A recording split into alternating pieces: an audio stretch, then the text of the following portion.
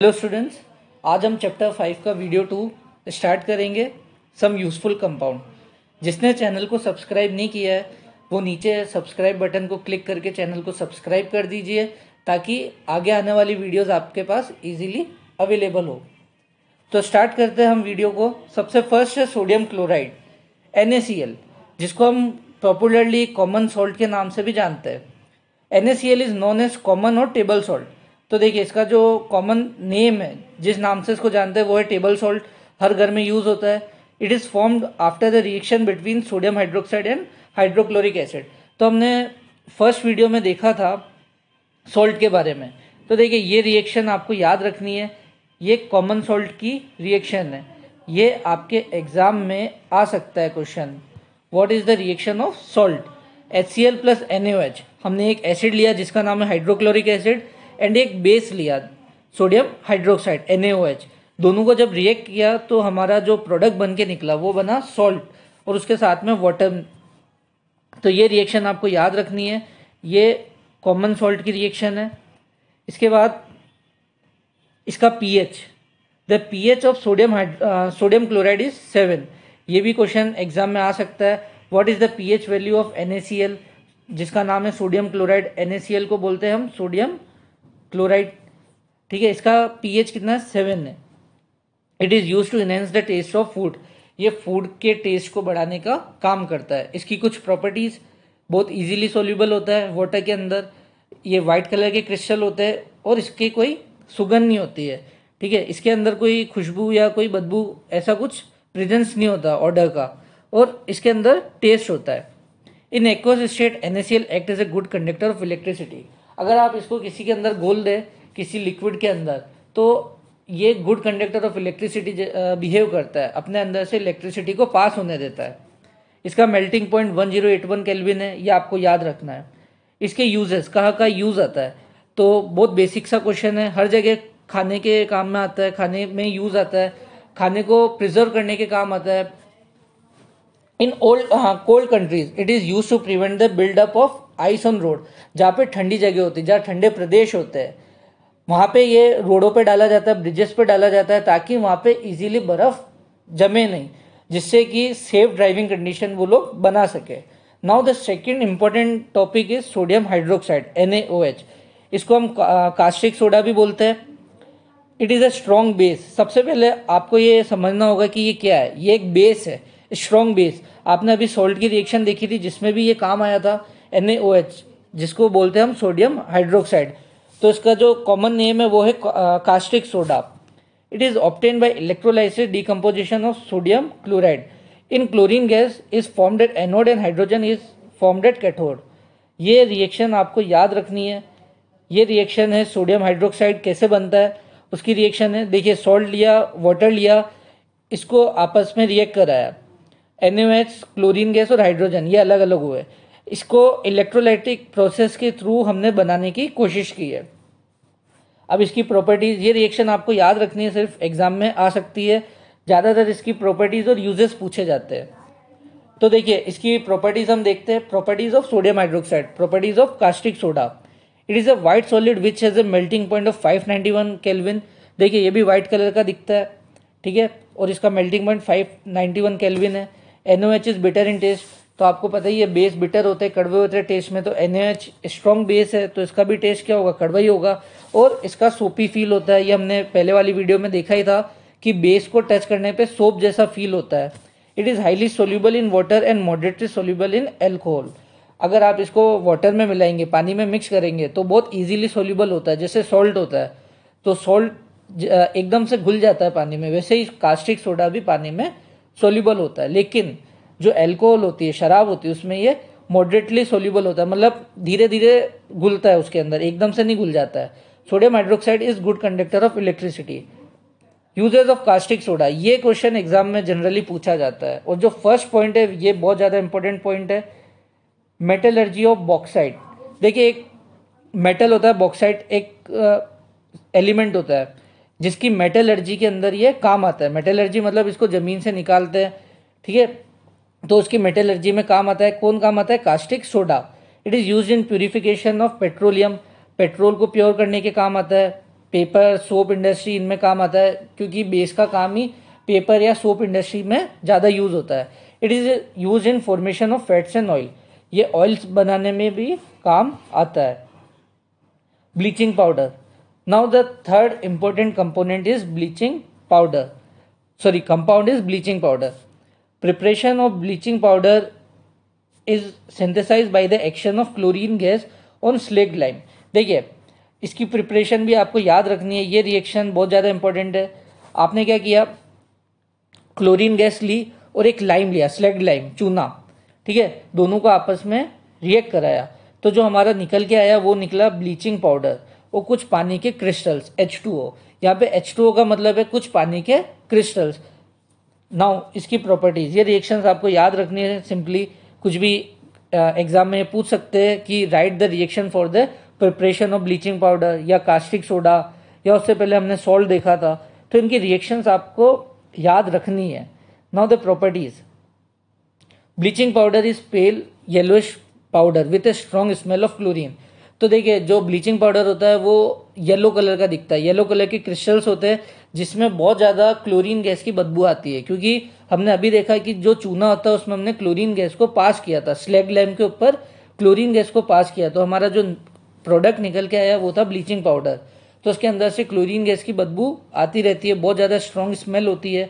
It is soluble in cold water, ये ठंडे पानी के अंदर सोल्यूबल होता है। अगर हम इसको खुले में रखते हैं ब्लीचिंग पाउडर को, तो इसमें से क्लोरीन गैस की स्मेल आनी स्टार्ट हो जाती है।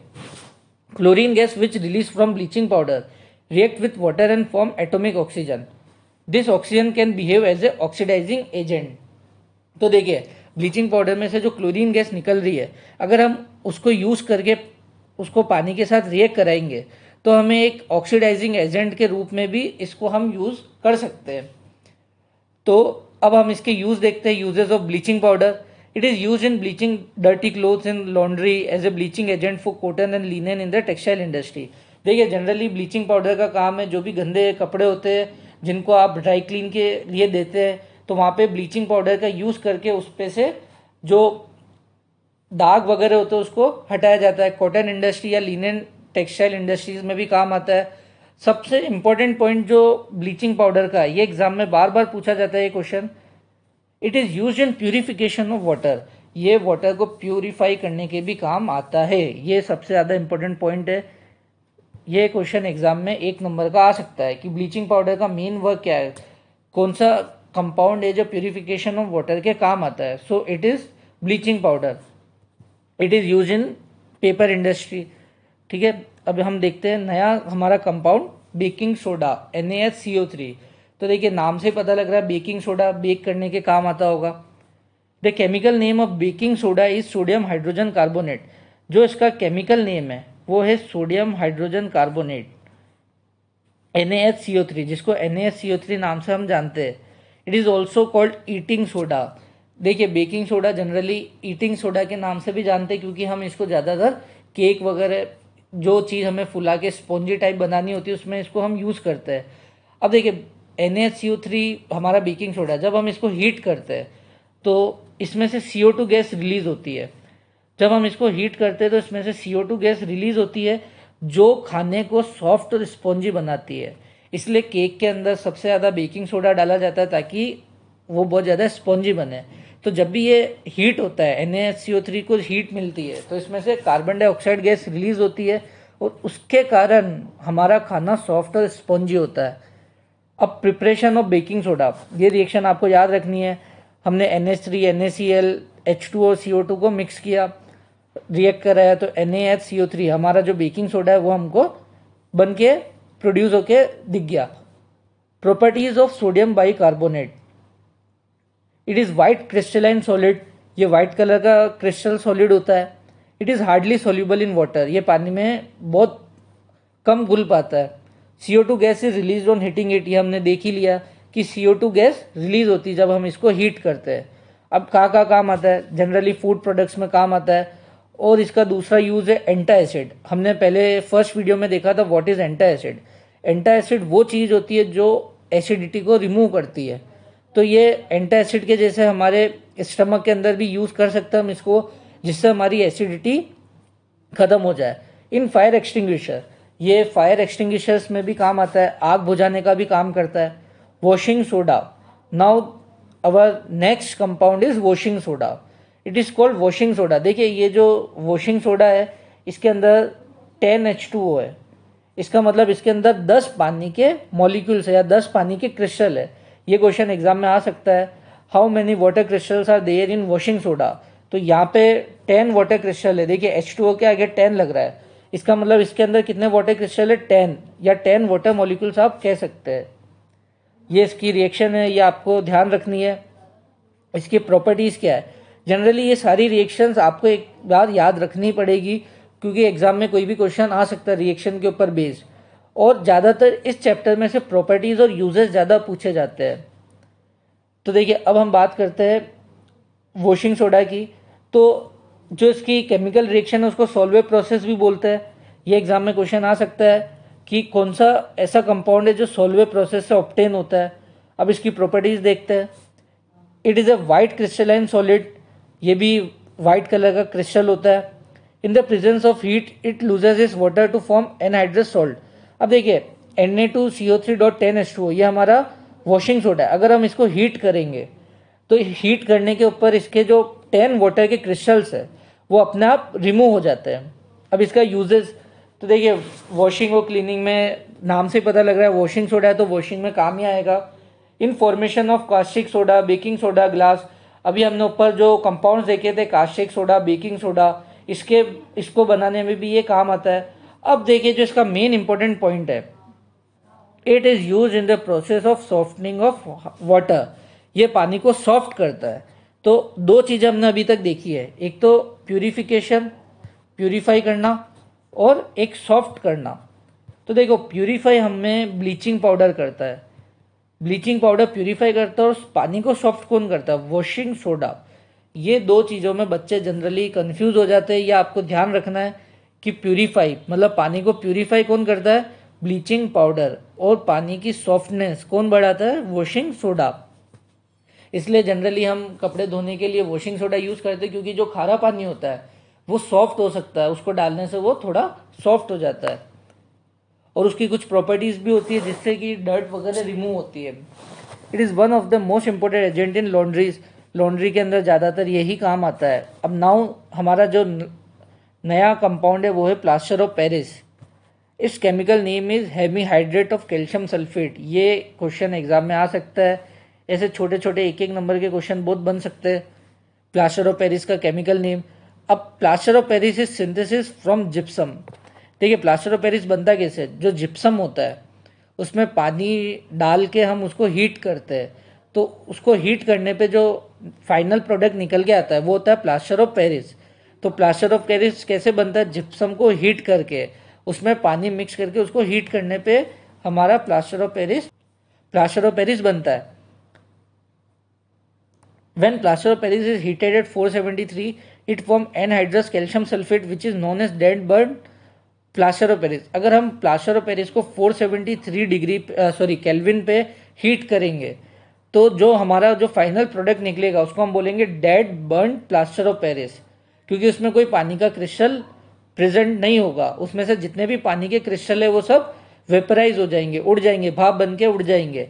तो जो बचेगा वो बचेगा dead burn plaster of Paris. अब देखिए इसकी प्रॉपर्टीज, वाइट कलर का सॉलिड सब्सटेंस होता है, इसकी ज़्यादा कोई प्रॉपर्टी नहीं, इसके यूजेस ज़्यादा है।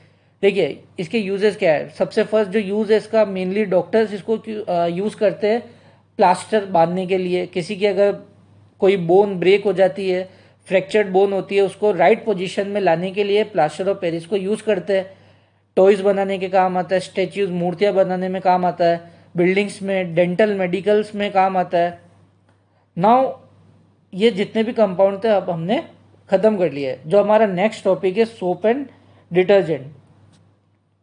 तो देखिए सोप एंड डिटर्जेंट, इन दोनों के डिफरेंस हर बार एग्जाम में पूछ लिया जाता है, चाहे हाफ ईयरली एग्जाम हो चाहे एनुअल एग्जाम हो। जो आपका 10th बोर्ड का एग्जाम है उसमें ये टेबल 100% आती ही आती है, सोप एंड डिटर्जेंट। तो देखिए सोप और डिटर्जेंट के बीच में क्या डिफरेंस है। सबसे पहले ये COONA ग्रुप की लॉन्ग एल्काइल चेन होती है और ये SO3Na ग्रुप की लॉन्ग एल्काइल चेन होती है। ये जो लॉन्ग एल्काइल चेन, ये हम आगे नए चैप्टर में पढ़ेंगे। अभी आपको सिर्फ ये याद रखना है कि एक COONA नाम की चेन होती है जो सोप बनाने के काम आती है, और डिटर्जेंट के अंदर होती है SO3Na। They are not effective in hot water and saline water. देखिए, सोप हार्ड वाटर और खारे पानी में काम नहीं करता है, वहीं पर डिटर्जेंट इन दोनों के अंदर काम करता है। ठीक है, सोप हार्ड वाटर में और सलाइन खारे पानी के अंदर काम नहीं करता है। Soap are completely biodegradable. Soap जो होते हैं बायोडिग्रेडेबल होते हैं, इजीली डिकम्पोज हो सकते हैं, मतलब खत्म हो जाते हैं। डिटर्जेंट वहीं पे नॉन बायोडिग्रेडेबल होता है। They are derive from natural source such as vegetable oil and animal fat. देखिए, ये सोप कैसे बनता है, जो नेचुरल ऑयल्स होते हैं, वेजिटेबल ऑयल या एनिमल फैट, इन दोनों को मिक्स करके हम सोप बना सकते हैं। डिटर्जेंट होता है जो केमिकल से, जो सिंथेटिक डेरिवेटिव्स होते हैं, केमिकल्स होते हैं, उनसे बनता है। तो सोप और डिटर्जेंट, हम नॉर्मल डिफरेंस भी देखें तो हम डिटर्जेंट से नहीं नहा सकते क्योंकि उसके अंदर केमिकल्स होते हैं। वहीं पे हम सोप को बॉडी के ऊपर भी यूज़ करते हैं क्योंकि ये वेजिटेबल ऑयल और एनिमल्स का जो फैट होता है उससे ये बनाया जाता है, तो बहुत इजीली बायोडिग्रेडेबल होता है ये। वहीं पे हम अगर डिटर्जेंट की बात करें तो ये सिंथेटिक होता है। सिंथेटिक मतलब केमिकल की हेल्प से बनाया हुआ होता है। Soap are environment friendly since they are biodegradable. ये एनवायरमेंट फ्रेंडली होते हैं और वो एनवायरमेंट फ्रेंडली नहीं होते हैं। Now the next topic is saponification process. देखिए, नाम से पता लग रहा है सेपोनिफिकेशन मतलब सोप बनाने की विधि। सोप किस प्रोसेस से बनता है, उस प्रोसेस को बोलते हैं सेपोनिफिकेशन। ये रिएक्शन आपको याद रखनी है, ये एग्जाम में 100% आती है। ठीक है, सेपोनिफिकेशन क्या होता है, सोप बनाने की प्रोसेस। अब सोप बनता कैसे है, soap are prepare by heating oil और फैट विद सोडियम हाइड्रोक्साइड और potassium hydroxide. This reaction is called saponification. देखिए, हम क्या करते हैं, ऑयल और फैट को यूज करते हैं, वेजिटेबल ऑयल या एनिमल फैट, उनको हीट करते हैं किसके प्रेजेंस में, सोडियम हाइड्रोक्साइड NaOH या पोटेशियम हाइड्रोक्साइड KOH। देखिए यहाँ पे KOH और NaOH ये रहा रिएक्शन के अंदर, ये आपको दिख रहा है। वापस से बता देता हूँ, ये देखिए, ये रहा NaOH, ये हमारे ऑयल और फैटी एसिड है। इसको हम किसके साथ मिक्स कर रहे हैं, NaOH के साथ। तो जो हमारा फाइनल प्रोडक्ट निकल के आ रहा है वो है सोप। सोप के अंदर थोड़ा ग्लाइक्रोल हम मिक्स करते हैं ताकि उसमें सॉफ्टनेस आ जाए। ये हमारा फाइनल प्रोडक्ट है। ये आपको याद रखना है, ये रिएक्शन बहुत इजी भी है और आपको याद भी होनी चाहिए क्योंकि सेपोनिफिकेशन प्रोसेस एग्जाम में ज़्यादातर पूछा जाता है। Now our next topic is micelle formation और क्लींजिंग एक्शन ऑफ सोप। देखिए, सोप का क्लींजिंग एक्शन मतलब सोप कैसे क्लीन करता है, या मिसल फॉर्मेशन ये कैसे बनता है, ये हम पूरी प्रोसेस को देखते हैं। देखिए, ये एक सोप का मॉलिक्यूल है। ठीक है, तो सोप के मॉलिक्यूल में होता है क्या, देखिए जो बीच में जो ग्रीन कलर का पोर्शन है ये है डस्ट। तो जैसे ही आप कोई कपड़े को जिस पे डस्ट लग रहा है, कोई ग्रीस का दाग है, कैसा भी दाग है, अगर उसको आप पानी में डालते हैं, कौन से पानी में, सोप वाले पानी में जिसमें सोप मिक्स है, तो क्या होता है, जो सोप वाला पानी होता है उसके अंदर एक चेन होती है जिसको बोलते हैं कार्बोक्सिलिक चेन। ये आपको याद रखना है, कार्बोक्सिलिक चेन। जो सोप का जो वाटर होता है जिसके अंदर सोप मिक्स होता है उसके अंदर कार्बोक्सिलिक चेन होती है जो डस्ट को चारों तरफ से घेर लेती है। ठीक है, और एक मिसल का फॉर्मेशन होता है। तो ये आप देखिए, एक पूरा मिसल फॉर्मेशन है ये चारों तरफ से डस्ट को घेर लिया है। यहाँ पे ग्रीन कलर का जो पोर्शन है ये डस्ट हो गई। जैसे डस्ट आपके सोप वाले सॉल्यूशन में जाएगा, कोई भी डस्ट या डर्ट लगा हुआ कपड़ा, तो उसको चारों तरफ से जो कार्बोक्सिलिक चेन होती है वो उसको चारों तरफ से सराउंड कर लेती है। अब देखिए, इसके दो पार्ट्स होते हैं, एक तो ये बीच में ये टेल होती है और ये लास्ट वाला पार्ट होता है एंड टेल। ठीक है, तो इसके दो तरीके के पार्ट होते हैं, एक तो होता है हाइड्रोफोबिक एंड और एक होता है हाइड्रोफिलिक एंड। ठीक है, तो देखिए हाइड्रोफोबिक कौन सा होता है, हाइड्रोफिलिक कौन सा होता है, और इनके क्या काम होते हैं वो हम दोनों चेक करते हैं। तो देखिए, हाइड्रोफिलिक और हाइड्रोफोबिक पार्ट क्या है, ये जो लास्ट वाला पार्ट है इसको बोलते हैं हाइड्रोफिलिक, और ये जो बीच में ये जो टेल है, ये लंबे से ये जो चेन बनी हुई है, इसको बोलते हैं हाइड्रोफोबिक। तो हाइड्रोफिलिक और हाइड्रोफोबिक दो तरीके के पार्ट होते हैं इस कार्बोक्सिलिक चेन के। लास्ट पार्ट को हाइड्रोफिलिक बोलते हैं और जो अंदर ये जो टेल जो बन रहे हैं ये होता है हाइड्रोफोबिक। अब इसका क्या काम है, देखिए जो हाइड्रोफोबिक पार्ट होता है ये डर्ट को अपनी तरफ अट्रैक्ट करता है। ये जो बीच में जो गंदगी है, डर्ट है, डस्ट है, इसको ये अपनी तरफ खींचता है, अट्रैक्ट करता है, ताकि जो गंदगी है, जो डर्ट है, इम्प्योरिटीज़ है, वो कपड़े से बाहर निकल जाए। और ये वाला जो पार्ट है हाइड्रोफिलिक वाला पार्ट, ये इसको जो डर्ट है उसको पानी के अंदर डिसॉल्व नहीं होने देता, ताकि जो डस्ट होती है जब हम कपड़े निकालते हैं तो वो पानी के ऊपर ही रह जाती है, वो हमें दिखती है। तो जो डस्ट होती है, जो डर्ट होती है, वो पानी में पूरी तरह से घुलती नहीं, डिसॉल्व नहीं होती है। उसका किसका काम है, ये हाइड्रोफिलिक एंड का। ये जो आपको हाइड्रोफिलिक एंड दिख रहा है ये क्या काम करता है, डर्ट को पानी में डिसॉल्व नहीं होने देता।